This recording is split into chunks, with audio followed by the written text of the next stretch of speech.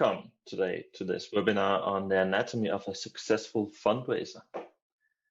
So, before we dig into the agenda of today, I'll just say two things, and that is A, this webinar will be recorded and will be available afterwards as a video. And B, I will be using, or I will try not to use statistical words today. So, but if I do, do mention in chat or the Q&A. So feel free to ask questions during the webinar today. I think that will probably make it possible to get through and everyone hopefully getting everything that I say. So yeah. Okay, with that said, I'll jump directly into the agenda of today. Great. Okay. So today, after doing a quick introduction, we will look into some more basic descriptive statistics on peer-to-peer fundraising, and we will look into what do successful fundraisers do when they fundraise, so what activity do they do, and which charities or charity types or cause types are most engaged in peer-to-peer fundraising. This will give a more broad introduction to the data and some context for the later model. And that's the next thing that we will look at the data model and especially also the data behind the model. And the data model we'll be looking at is a predictive model, so it tries to predict how much a fundraiser will fundraise given a certain set of variables and criteria. So, and after we have introduced the model, we will look at the most important predictors of fundraiser success. And after that, we'll look at the impact of certain of these variables. We'll look at the momentum of donations. We'll look at the impact of self-donations, and we'll look at the impact of fundraiser's description. We'll look at the impact of the email flow, the stewardship of the fundraiser, and we'll also be looking at the impact of thanking your donors and on the profile image of a fundraiser. So we have a lot of ground to cover. So I'll dig into. I'll start with a quick introduction. So to those that don't know better now, we help with peer-to-peer fundraising. Basically, we are a supplier of a white label peer-to-peer fundraising product. Majority of our partners is located in Scandinavia or in Spain. That also means that most of our data is from Nordic or Spanish charities. So I'm CEO of Better Now. Today, this is not normally something I will mention, but my educational background is actually a master's degree in economics. And that means I've done a fair amount of econometrics. I actually don't think I have had a presentation as today with so many graphs since back when I did my examination in econometrics. So yeah, this has been fun. The background for all of this analysis is that we, the spring this year, applied and received a grant from Innovation Fund Denmark for developing a machine learning algorithm that will help us give a highly personalized recommendation for each individual peer-to-peer fundraiser. So today we will be looking at some general recommendations that hopefully are generally valid for all peer-to-peer fundraisers. But our belief is that each individual fundraiser will need individual guidance. So what might be a great recommendation for one fundraiser might not really have the big impact for another one, or might even be a bad recommendation. So based on that, that's why we our approach has been that we want to do a machine learning model that really makes it much more personalized. And in doing all of this work, we have gotten a lot of help from a company called 2021 AI. And they are an AI consultant company that helps companies build machine learning algorithms for various amount of things. I think they have worked with large medical healthcare providers on operational efficiency, and they have helped financial institutions with doing financial risk analysis and doing churn analysis on customers and so forth. So they are quite broad, and they have helped us both doing the data analysis and building a model. And today we are actually finished developing our machine learning model, and we are currently putting it into production. We hope to have it ready sometime next year, and hopefully all of these recommendations for the fundraisers will be something that our customers will see somewhere in the spring of next year.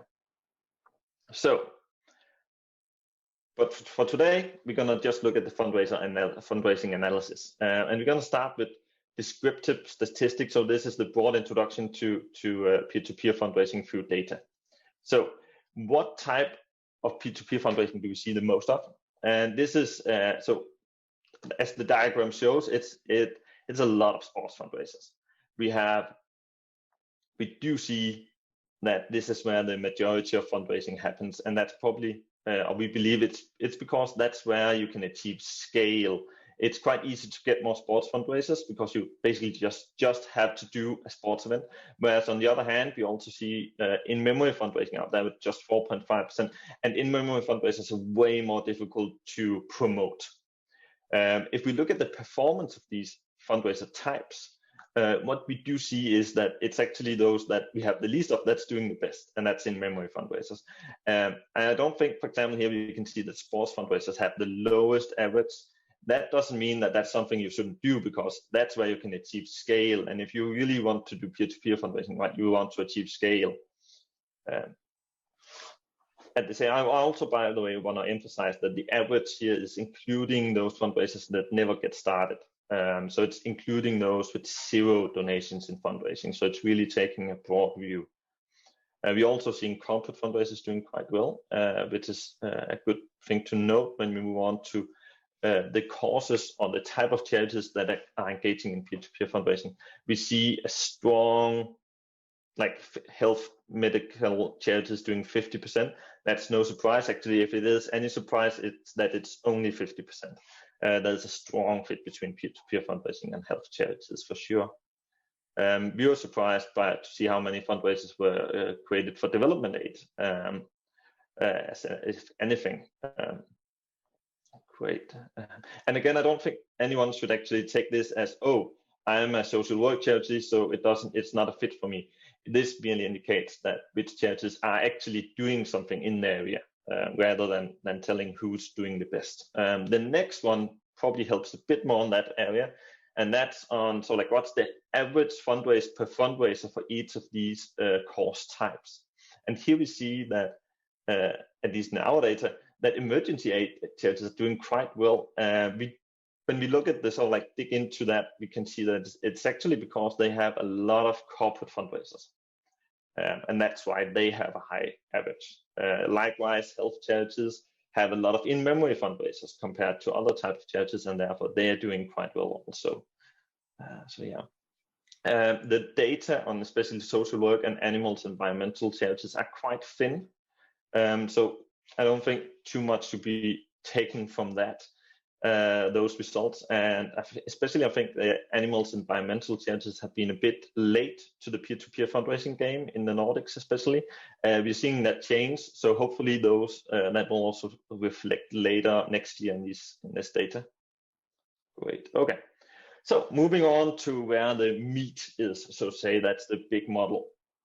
So as mentioned, part of our machine learning project, we have developed a predictive model for fundraiser success. This basically tries to predict, given a given amount of variables, what if a fundraiser will be successful and how much it will fundraise. Besides that, we have also developed a matching model that tries to match fundraisers with other fundraisers that look like it and that have been successful. That we will not be looking at today. It's purely the predictive model. And to develop this, we have analyzed all around 35,000 different fundraisers and all the associated data. One of the reasons we even started looking into this was actually that we realized that we had not only a lot of data, but that it was very well structured and that it was very deep. And by deep, I mean we actually had, we could collect over 70 different variables to analyze in each individual fundraiser. Any of these variables were, of course, like the variations on the same theme and just different ways of modeling one variable. But still, we had an incredible depth in that data. Some of the data we looked at were, for example, the 300,000 donations that these fundraisers received and the timing of these, We looked at the comment on the donations. We looked at the thank you comments on those donations again. We looked at blog updates the fundraisers might have done, the thank you notes. We looked at the images and the descriptions, and basically every single thing we could think of around these fundraisers to see, not only to see which of these factors influence the fundraisers the most, but also just to taking into account what other things and variables that might influence the fundraisers. So we are still exploring the model, and as you'll probably see, many of these results just brings new questions.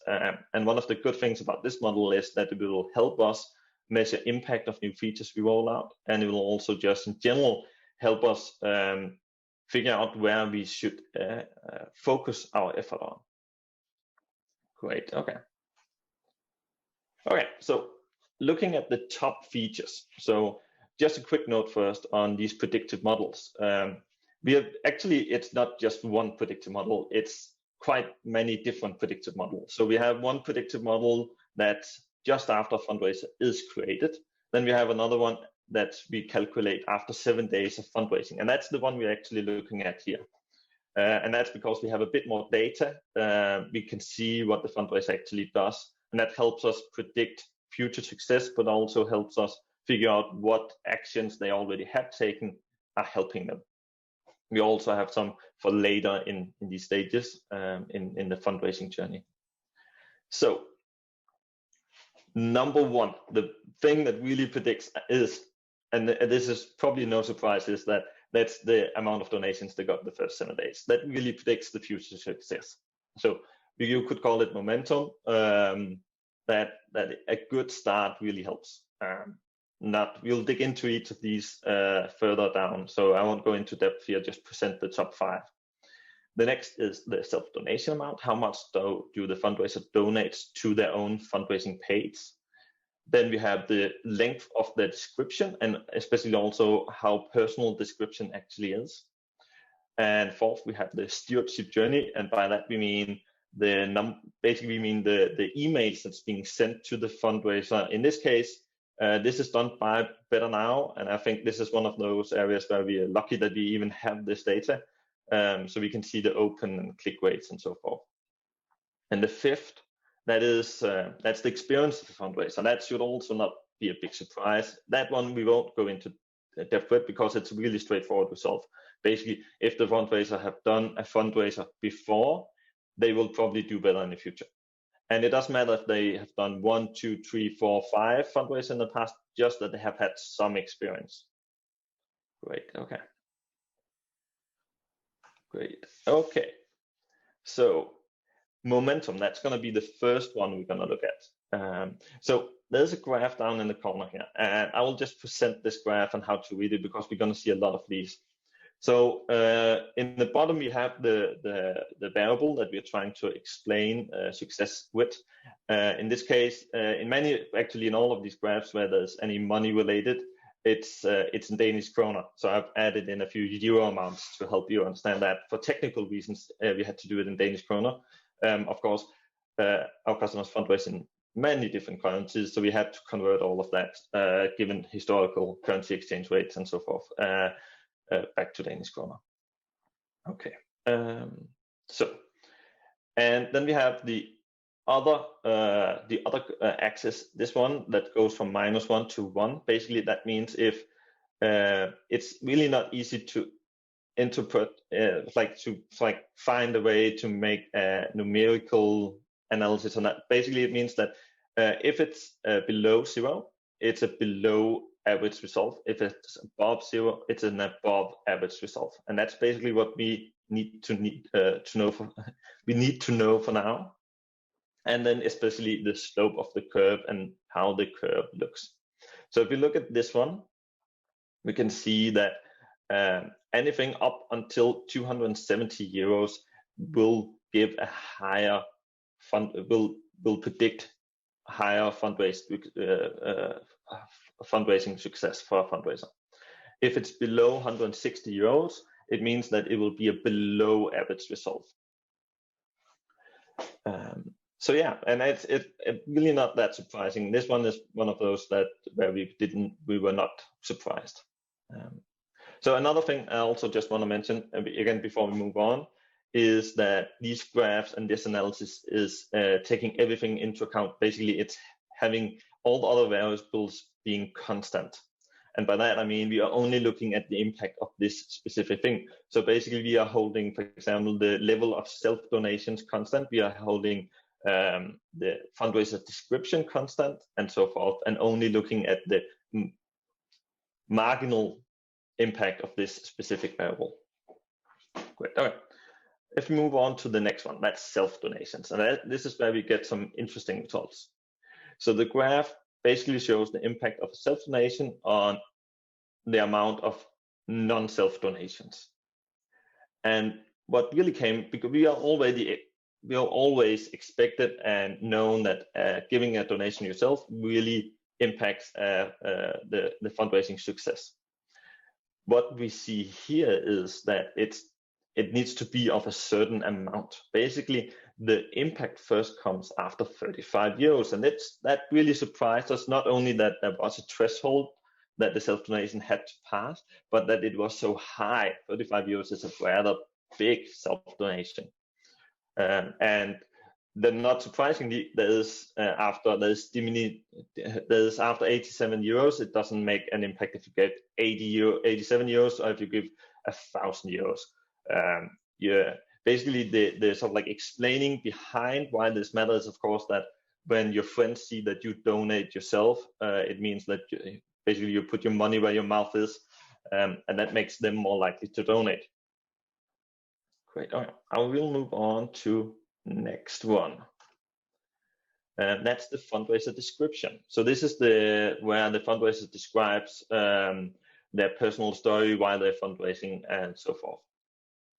We have looked at this with two different variables. We are looking at it first from distance to default description. So the default description is the description that the charity are giving as a suggestion to the fundraiser when they're creating their fundraising page. This is something each individual charity can set on a project level, and thus hope to sort of helping the fundraiser to do a better and writing a better description. What we see there is that the more the fundraiser actually personalize and change this, the better. Basically, if they are down here with 0, the distance is 0, it means that it's exactly the same. And if it's 2, it means it's completely different. They have not taken anything from that description. Again, this is not surprising, but it does show that it gives a good result if the fundraiser does change the suggested description and makes it more personal. And we did look at this description in really a lot of different ways. We also analyzed, tried to see if we could find certain topics or words that were indicating better success of a fundraiser. We are not able to do that. The only thing we got were often just a long list of various illnesses that described what they were fundraising for. But what we did find was we also tried to isolate the 100 best descriptions, the 100 descriptions that had the biggest impact on the fundraising result.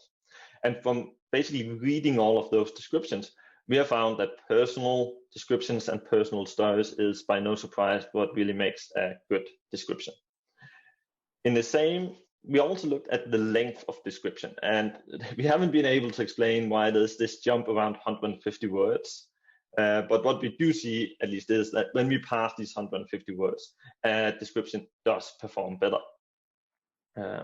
So that's one result. Some key takeaways from that is when you do a suggested description, a default description to the fundraiser, we'll try to make it at least 150 words long, because this result holds no matter what. Right? So, and this likewise with the distance to default description, this also holds no matter what, even though both for long and short descriptions. Great. Okay, so moving on to the next one. That is the email stewardship journey, the automated email journey that's being sent out to the fundraisers. And we're really happy for this result because it means that all the emails that are being sent out from the Better Now system actually matters. And we have found, we have both measured on the count of how many emails were sent, how many emails were opened, and how many emails were clicked. Clicking an email apparently does not impact anything at all. So basically what matters were how many emails we were sending and how many emails that were then subsequently opened by the fundraiser. And to some extent, that makes a good amount of sense, since when they open the emails, that means they're actually reading advice they're getting on how to fundraise. So we're happy that this actually have an impact. Also, many of these variables we have looked at for each of the fundraiser types. So one of the things that we noticed were that this actually hold across all fundraiser types except corporate fundraisers, where the amount of emails opened and sent had absolutely zero effect. This was basically, that would look like a completely flat line in a graph like this. And that came as a surprise, but then again, after actually going back and reading all the emails being sent, they are most often really not targeted at corporate fundraising. So that's where we at least also will have some work to do in the future. And again, why it's around these 5 emails, it seems to have an impact. We don't really know yet, but that's again further analysis. We are trying to take a more grained look in the future on this and see if there's specific emails that are triggering this result. But yeah, great. So the next thing we're going to look at, so this was not one of the top 5 features that impacted fundraiser success, but that doesn't mean it doesn't have an impact. And this is the rate at which a donor thanks, the rate at which the fundraiser thanks the donors. So of course, we don't know if the fundraiser is calling up and thanking the donors or emailing them outside of this system. We can only measure what we actually know. In this case, that's the thank you notes that's made on each individual donor by the fundraiser. And here we can really see that it does have an impact. Basically have an impact if they just make some thank you notes. This thank you frequency from 1 to 0 should be, you can view it as 0. It means they have thanked 0 donors. 1 means they have thanked every single one of the donors. And we also see that the impact especially increases when you get past, so like almost 90% of all your donors are thanked. And of course, the reasoning behind this is these thank you notes are publicly visible. So when a new donor comes in onto the fundraising page, what they will see is that the fundraisers have thanked previous donors, and thus they can see the immediate benefit of actually donating to the fundraising page. They will get a thank you note, and that probably is the reason behind this result. Again, this is also a time where we could ponder if this is actually causality. And that means if this is actually what's driving the result, because it could also be that when a fundraiser is creating a thank you note on every single donation, that what we're really measuring is a really committed fundraiser. We are actually not measuring the effect of making more thank you notes. We're just measuring the effect of a fundraiser being really committed and spending a lot of time on the fundraising page. So that could definitely be the case, and it could also be that that's driving part of this result. But we do believe, since we have actually included 70 different variables in this analysis, and we are holding all those 70 different variables constant, that means hopefully some of those variables are capturing the effect of a committed fundraiser. And that means that hopefully this is actually, or we do believe that to a large extent, this is the partial, this is the real impact of thanking your donors, and doesn't just show that it's a committed fundraiser. Great, okay. The last thing we'll discuss today, that's the images. So images was again not a top feature, but again it did have an impact. And the way we analyzed the images were we basically, well, we vectorized the images. Basically, we made each image into basically a long line of numbers, and made it into a mathematical thing that can analyze. And based on that, we grouped all the images. We found, I think there was around 8 different categories of images. In general, we found landscape images were performing really bad. Again, cause-related images were also performing quite bad. Thus, if you're fundraising for a foreign aid charity, you should not include images related to the charity and the cause. Those images that always did best were those with people, and especially the person that's fundraising on it. But to our surprise, it was not the typical selfie with just one person, the fundraiser centered on the image, that did best. That was actually images with several people, often having a good time, having fun. It could be family members that surrounds the person, the fundraiser on the image. Again, looking at how this varies across different fundraiser types, not surprisingly, sports fundraisers do better when they have someone doing sports on the profile image. And for corporate and cultural fundraisers, we found that graphics did better. And graphics here is often a company logo. Again, not really something that came as a surprise after we noticed the result. And again, and with all of these, like that's one of the reasons we want to do this as the final implementation of all these recommendations. And this in our case going to be with really personal recommendations, because that means that before a corporate fundraiser can suggest that they should add a company logo, and for a sports fundraiser we can suggest they should put in a sports image. Likewise, for the description, not every single fundraiser will benefit from a longer description. Some will benefit from a shorter one, and so forth. So we're really looking forward to implementing this whole model in this manner, where we can deliver really personalized recommendations. Great. Okay. Great. So if we have to sum up a few of our conclusions based on this, it is momentum and early activation definitely matters. Make sure to really engage with your fundraisers early on, because that makes a big difference. Self-donation needs to be higher than what we expected. It's just not enough that they donate themselves. It has to be a real and a fairly large self-donation actually. Long descriptions makes a big difference, and the same does personalized descriptions. It really matters that you guide and help fundraisers, at least in this case by stewardship emails. And last, making sure that the fundraiser create thank you notes on the donation also matters. So should be highly encouraged. Of course, we're really looking forward to implementing many of these in the product in actual new features, especially so. But many of these can even be, of course, used in your daily work with peer-to-peer fundraising. So we will be really digging deep into each of these and adding them to making blog posts on each of all of these variables. So if you want to be notified when we post new blog posts or other fun things, do make sure to sign up for our newsletter. Highly encouraged, at least by us, but I'm also very biased since I'm the one making it.